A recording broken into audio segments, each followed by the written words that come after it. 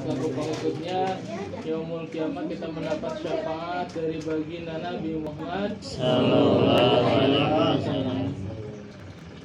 Kita alhamdulillah ya, orang Indonesia itu selalu bersyukur, selalu apa-apa yang kita dapat selalu bahagia atau senang.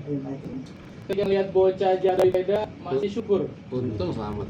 Alhamdulillah. Selamat kan gitu. Agak bocor.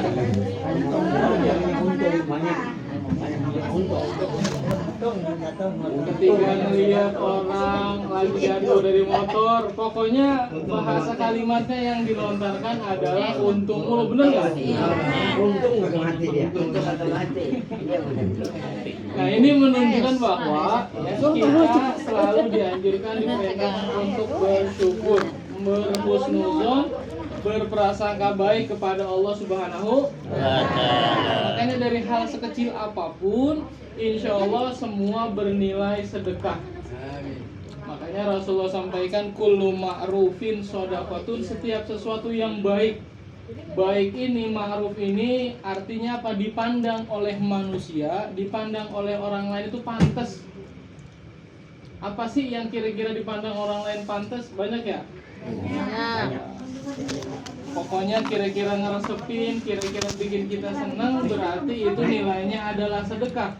Berarti orang yang bersedekah insya Allah banyak pahalanya. Dan satu yang perlu dijaga, nih nasihat wasiat Rasulullah adalah yang kadangkala kita itu hidup itu kudu sumringah mulu gitu. Maksudnya kudu apa namanya? Kudu bersyukur, kudu senyum, jangan manyun mulu. Nah, benar. Jadi kalau orang ngelihat manyun mulu kok romannya banyak masalah kan gitu.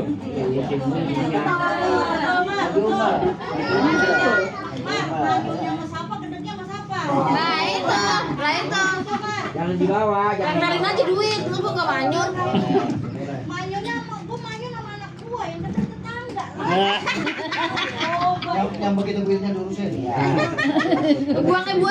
Ya, jangan dibawa. Kumajunin lu. Abut baju juga.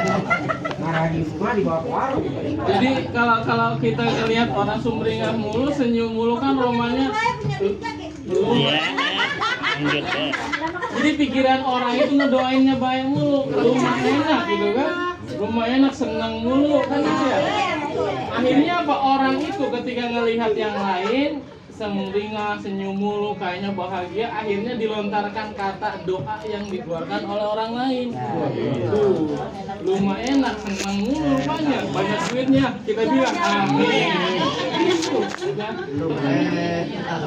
Tetapi kalau kita ngelihat orang kemudian romannya tumpek, cemberut mulu, akhirnya apa, orang ngelihatnya kok lu kayaknya banyak utang ya.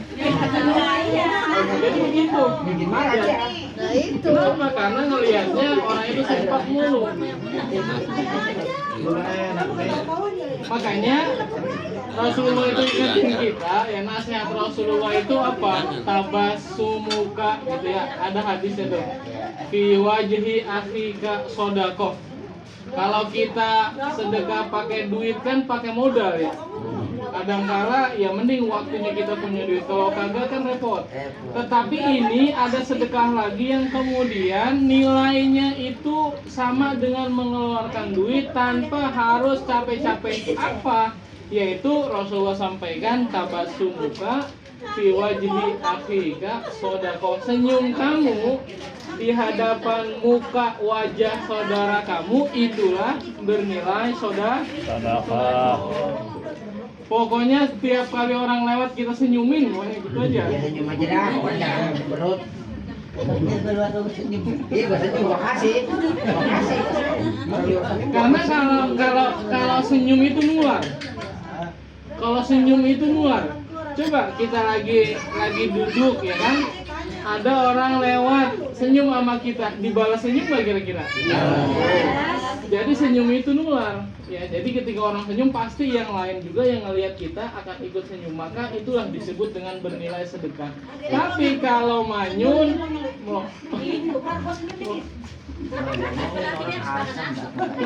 ngomong mulu kan? Kapan mandi? Akhirnya Asam bulu kalau boleh. ketika kita senyum kepada orang yang melongo, ngelamun, akhirnya kita berpikir, wah ini orang kenapa ya kita senyumin diem baik.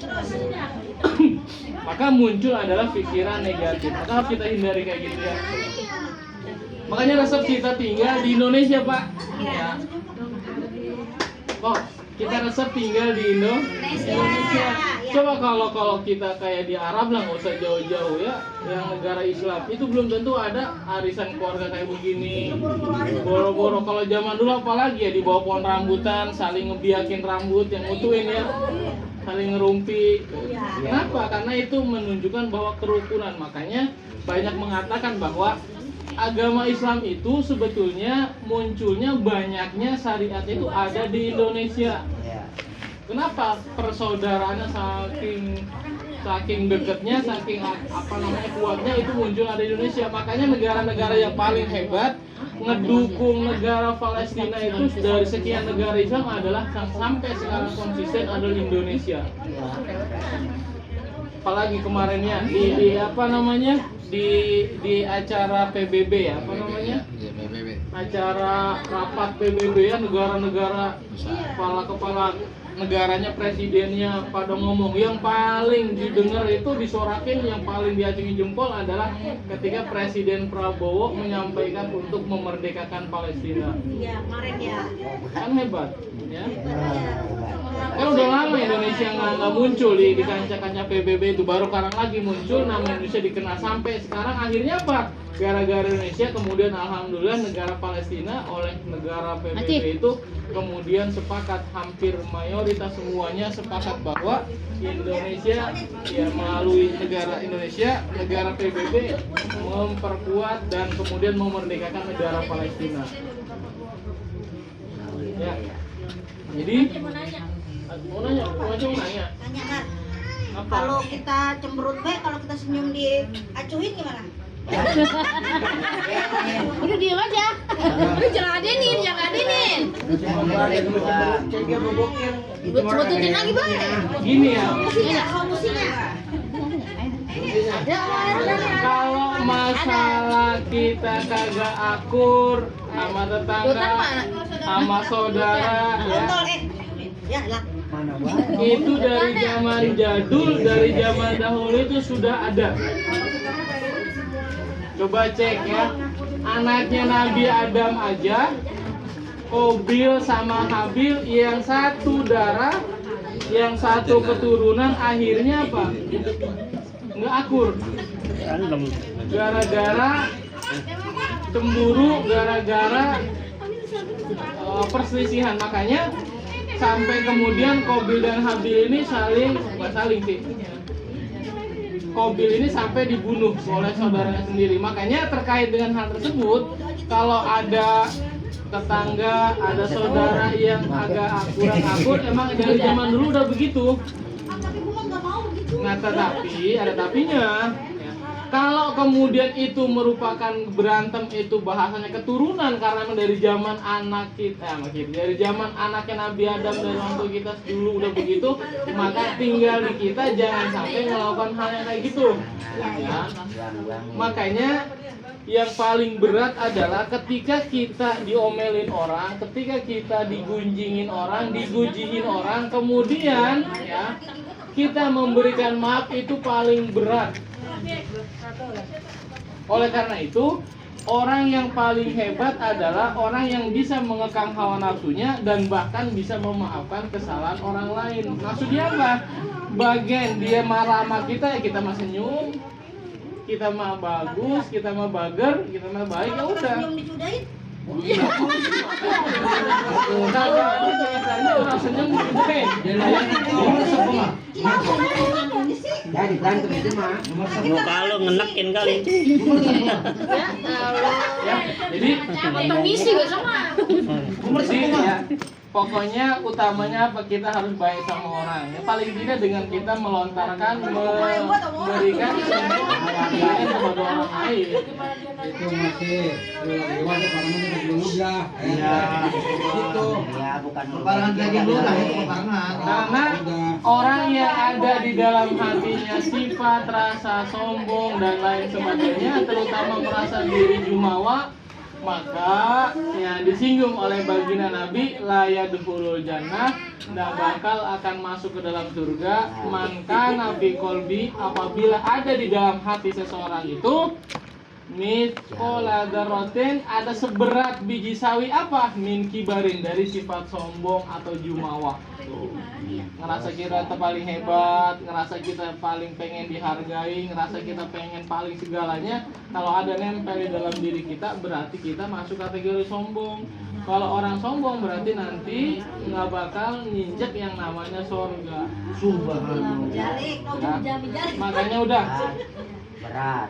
ya makanya udah, pokoknya ketika ada orang yang nggak resep ada apa sama kita, ya sudah, bagian urusannya udah masing-masing. Yang penting kita sudah memaafkan, yang penting kita sudah berbuat baik. Masalah dia nggak nerima, kita minta maaf. Masalah dia kemudian nggak nerima kita berbuat baik, ya sudah, urusan dia kepada Allah Subhanahu wa Ta'ala. Yang penting urusan kita udah kelar, udah beres. Karena yang paling berat itu bukan kemudian kita nggak melaksanakan ibadah-ibadah, memang itu berat. Tetapi kita ada orang yang rajin ibadah, sholatnya luar biasa, sedekahnya luar biasa, tapi sama orang guji, sama orang kemudian bawanya pengennya berantem mulu. Nah ini yang kayak gini yang repot. Ya. Makanya kenapa kok ketika orang meninggal, ketika orang mati, kita takjiah, kita ngedatengin orang yang meninggal itu, nggak boleh ngomong-ngomong kejelekan si mayit. Karena omongan ucapan manusia itu didengar oleh malaikat, dan malaikat akan mencatat, akan langsung mengaminkan apa yang diucapkan. Maka ketika lagi kita takziah, lagi lihat jenazah datang, duduk, kita ngobrol lah yang baik, menceritakan kebaikan-kebaikan almarhum. Jangan kemudian kita ngomong, dia mau waktu hidupnya galak banget gitu loh. Kalau tanya romannya kagak dekat. Itu kagak boleh. Makanya nggak boleh begitu. Kenapa? Karena manusia mah walaupun kehidupan dunia, tetapi itu sampai dibawa ke alam akhirat, ke alam kubur. Makanya harus hati-hati ya. Karena itu sekali lagi, maka untuk menyambung kita tali silaturahmi sering selaku umat manusia, umat baginda Nabi Muhammad, selaku tetangga, selaku keluarga, maka kita harus saling memaafkan, dan kalau bisa diawali dari kita memberikan rasa senyum kepada sesama yang lain, karena itu bentuk terima kasih syukur kita kepada Allah Subhanahu wa Ta'ala. Mudah-mudahan kita diberikan kesehatan, diberikan kekuatan, dibukakan pintu-pintu rezeki yang banyak, yang berkah. Amin. Assalamualaikum warahmatullahi wabarakatuh. Waalaikumsalam warahmatullahi wabarakatuh. Terima kasih atas video hasanah dan video ilmunya, mudah-mudahan kita dapat